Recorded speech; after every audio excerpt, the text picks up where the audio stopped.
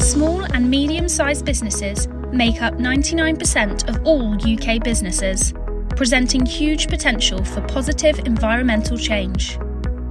Together, they play a critical role in our journey to net zero, leading by example and reducing their environmental impact.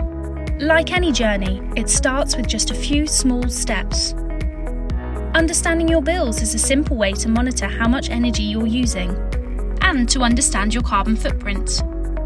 You can then start to plan your actions and reduce your bills and emissions.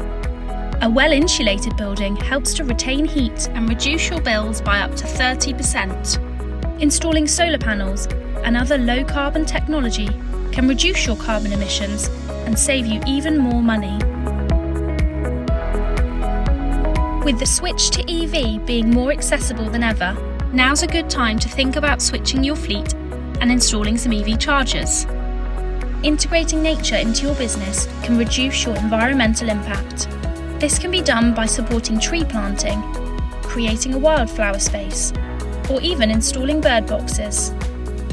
Employees want to work for an environmentally conscious business, and consumers care about a company's green credentials. Funding is made available to those leading the change. So, what are you waiting for?